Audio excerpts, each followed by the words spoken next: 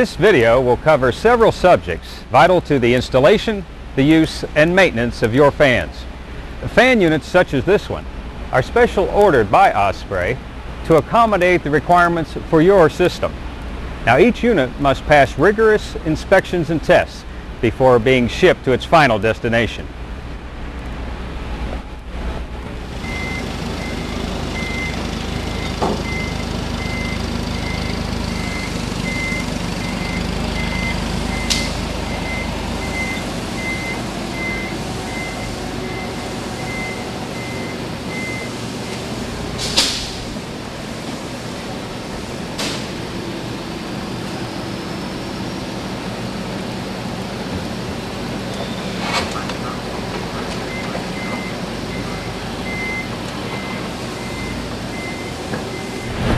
Now, proper handling of fans is extremely important.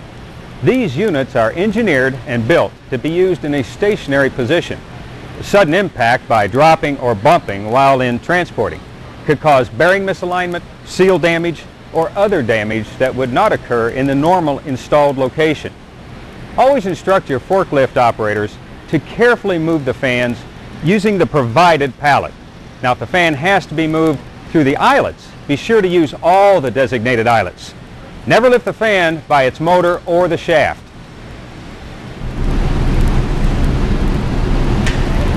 During the receiving procedure at Osprey, there are more than 40 checks and tests that must be made to ensure that the received fan unit is in good condition and is to the correct specifications. First of all, the unit is inspected for loose or damaged parts, both internal and external. Next, a detailed fan inspection sheet listing specifications is used to inspect the fan to assure that all specified items are as ordered. This includes rotation, discharge direction, motor position, bearing type, accessories, and many other specifications. Once a fan has passed inspection on all required specifications and physical condition, it is moved to the test area. The fan is rotated by hand to assure there are no loose parts or material in the fan housing. The fan should rotate freely with no scraping or binding. The fan motor circuitry is checked for correct voltage and rotation according to the specification sheet. Prior to a test run, belt alignment and tension are checked.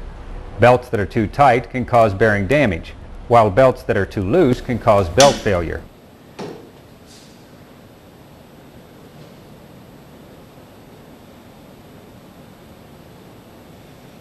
Before going into full test mode, the fan switch is bumped to assure correct rotation and that there are no foreign objects in the fan housing.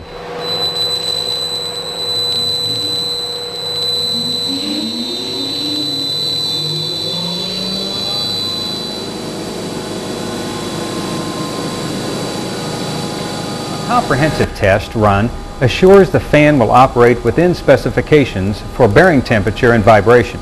If corrections are required, Osprey has vibration analysis, sound level testing, and computer balancing equipment to make the necessary corrections. After a complete test run, fans that require sound reduction are moved into the cladding department where the cladding is applied.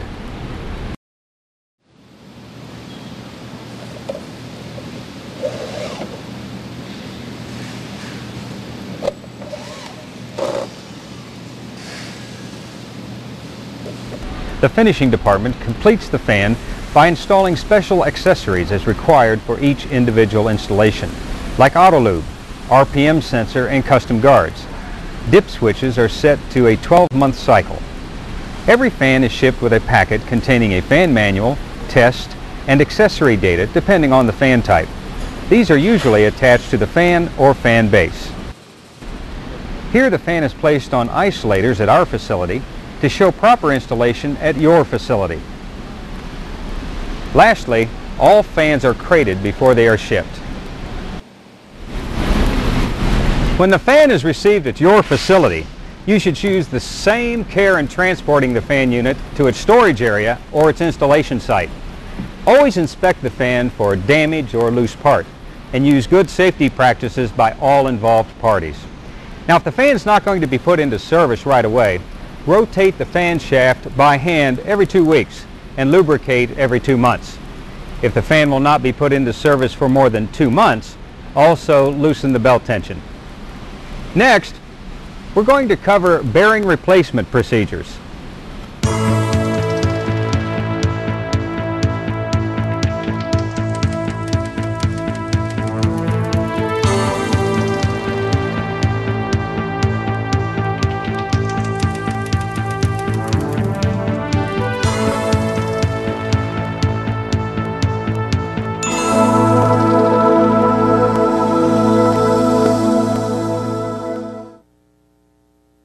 Most bearing failures can be prevented by using proper procedures. The best way to ensure reliable performance is to install the bearing properly, and then give it proper maintenance. Bearings should always be stored in a dry, clean area, and clearly marked for easy identification. Double-check that you have the proper parts. You should always replace with the same type of unit that was removed. Tools appropriate for the task and a clean working area are essential for proper installation. When preparing to mount a unit, remove the parts from the main carton, but leave them in their individual wrappings until they are needed. It is important to keep all parts protected from corrosion at all times. The preservative on the bearing is compatible with most petroleum lubricants, and removing it is usually not necessary. Careful handling of the parts is essential to prevent damage to precision machined and ground surfaces. While you're working, wear adequate eye protection. And use the service instructions provided with each link belt bearing. Its clear, easy-to-follow instructions will simplify the required procedure.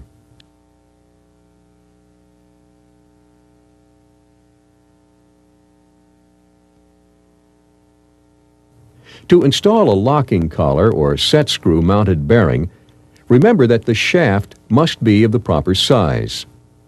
Clean, round, straight, and free of burrs and nicks. It's a good idea to coat the shaft and bearing bore with oil or grease to facilitate assembly and help prevent fretting. Again, be sure to use the service instruction manual provided with the link belt bearing. First, back out all collar or inner ring set screws far enough to clear the shaft. Slide the bearing unit onto the shaft. If the bearing is a W200 or Y200 series eccentric cam locking collar ball bearing unit, mount the collar on the shaft at this time, keeping the collar loosely engaged with the inner ring eccentric hub. When the bearing unit must be tapped or pressed onto the shaft, use a hardwood block, a soft steel bar, or a tube. Place the bar, block, or tube against the end of the inner ring. Be careful here. Do not strike or exert pressure on the housing or the seals. Place the shaft in its correct position. Using up to grade 5 bolts with cast iron housings and grade 8 bolts with steel housings, snugly bolt the bearing units into position. It is now necessary to correctly align ball bearings in their housings. Since the fit of the bearing and its housing is snug, some force is necessary.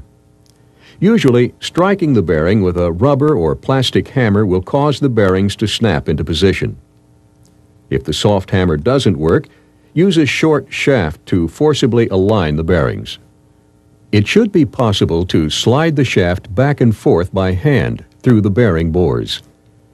To align the self-aligning B22-400 and B22-500 series, visually check the seals for uniformity of gap all the way around to assure proper alignment. If expansion-type units are required, locate the bearing cartridge in the center of its housing so that it can freely float in either direction. Housings can be pinned into position, or stop bars can be used to prevent housings from shifting after mounting. Tighten the mounting bolts to their correct torque. Finally, securely lock the bearings to the shaft, one at a time. When mounting concentric set screw type U200, U300, B22-400 or B22-500 series units utilize a torque wrench or a good quality individual hex wrench. When torque wrenches are available, their use is strongly recommended. The correct torque values are listed in the service instructions. If you use a hex wrench, apply sufficient pressure to permanently twist the wrench. Use the same wrench 2 times, then throw it away. The twisted wrench method can be used for all set screw mounted U200 series above 1-inch shaft size. With U216 and smaller bearings and all series S200 bearings, a torque wrench must be used. Tighten eccentric cam locking collars in the direction of shaft rotation using a hammer and punch. Be careful here. Tightening in the wrong direction can result in almost immediate loosening. After the collars are properly seated, tighten the set screw in the collar. Never reuse set screws. Use dulls the tips, and they will not properly hold when used a second time. Check the shaft for freedom of rotation. Correct any roughness, noise, or irregularity before startup. These bearings are greased at the factory during manufacturing and should require no additional lubricant to start. They will, however, require re-greasing at various intervals, depending on operating conditions. You'll find suggestions in the service instructions.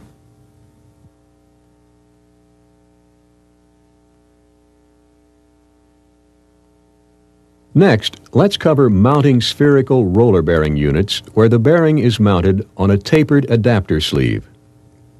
Initial clearance establishes a starting point for mounting the bearing. This built-in clearance should be measured across the top rollers on both sides. It cannot be accurately measured across the bottom rollers. To make the measurement, position the bearing with the outer ring standing on a flat surface so that the weight of the inner ring and roller acts downward. Insert a feeler gauge between the top rollers and outer ring raceway on both sides. Measuring both sides of the bearing assures that it is centered. If the bearing is misaligned or thrust to one side, then the clearance measurements will be different on each side, and neither measurement will show the true clearance. Use progressively larger feeler gauges until one size can be inserted on both sides and pulled straight out, but the next larger size can sleeve before tightening. On larger sizes, however, the shaft weight should be supported by the bearing when measurements are taken. Here's a helpful hint for mounting adapter-type bearings. Before assembly on the shaft, apply a powdered dry film lubricant or comparable product to the tapered OD surface, the threads of the adapter sleeve, and to the inside face of the lock nut. This will greatly reduce the force required to tighten the assembly to the shaft. Do not apply this lubricant to the adapter bore or shaft. These surfaces should remain dry. Slip on the first multi-labyrinth steel seal ring, followed by the adapter sleeve, tapered bore spherical roller bearing, and the lock washer. Add the lock nut and second steel seal. If B-type felt seals are to be used, they should be assembled in the housing seal grooves at this time. Clean the seal grooves carefully. Apply rubber cement evenly to the seal outer diameters and housing seal bores. Do not get adhesive on the felt. When they're slightly tacky, install the halves in the base and cap.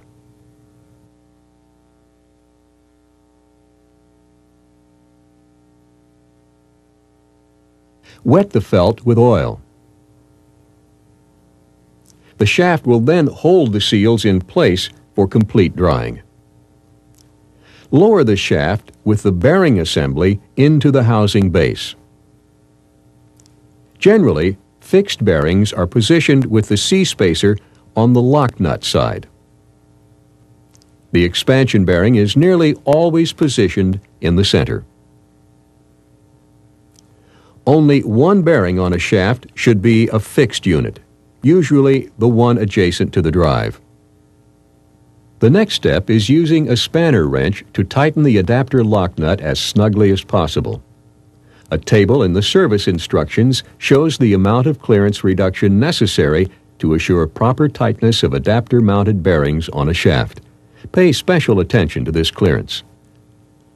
Any adapter tightened less than the minimum amount indicated may become loose in service and cause damage to the bearing or equipment. Serious personal injury could also result.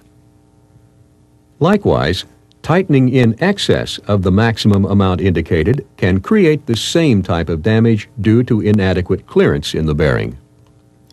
Here's something that helps.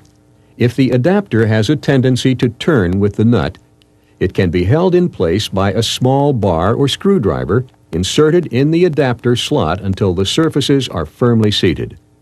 Then the adapter will no longer slip on the shaft. If a spanner wrench is not available, strike against the slots of the lock nut with a soft steel bar and hammer. Do not use a cold chisel. Use extreme caution not to damage the bearing or get chips or foreign material in it.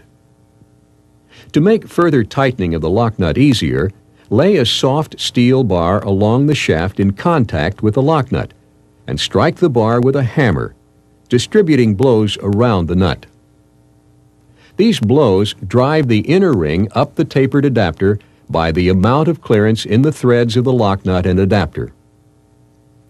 Make sure the assembly is tight enough that the adapter does not slip on the shaft. Use the spanner wrench to tighten the lock nut further. Then repeat the procedure, periodically checking the bearing internal clearance with shim stock until the desired amount of clearance has been removed from the bearing.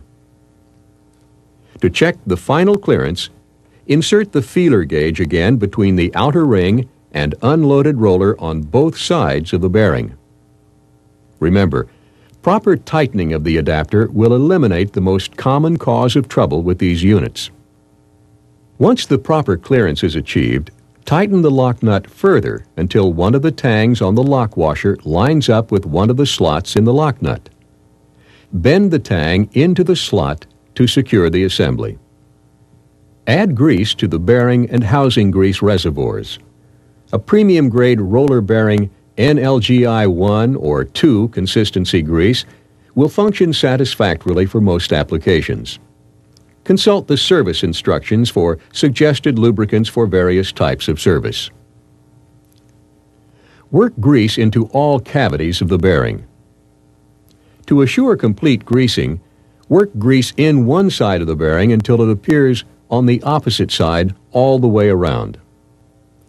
Normally, housing reservoirs should be packed with grease to a level approximately even with the bottom of the shaft. Because it's quick and assures the proper amount of grease at the required location, hand packing at the time of installation generally works better than greasing through a fitting. Where speeds are slow and contamination is a problem, fill the unit 100% with grease. If you're working with a fixed unit, install the C-spacer next. If you're working with expansion units, be sure to leave at least a little space on both sides of the bearing outer ring, between housing shoulders, to ensure that the bearings are not thrust against each other. The final mounting step is capping the bearing assembly. Tighten the cap bolts to the torque values listed for the unit in the service instructions. The mating surfaces of the cap and base have been accurately machined to form a complete unit, which prevents grease from escaping the pillow block. However, for units requiring oil lubricants, these surfaces should be sealed with a non-hardening gasket compound to minimize leakage. Clearance at the seals is small and should be checked for uniformity all the way around. The seal must not be pinched between the housing and the shaft. Double check to see that the base bolts are sufficiently tightened.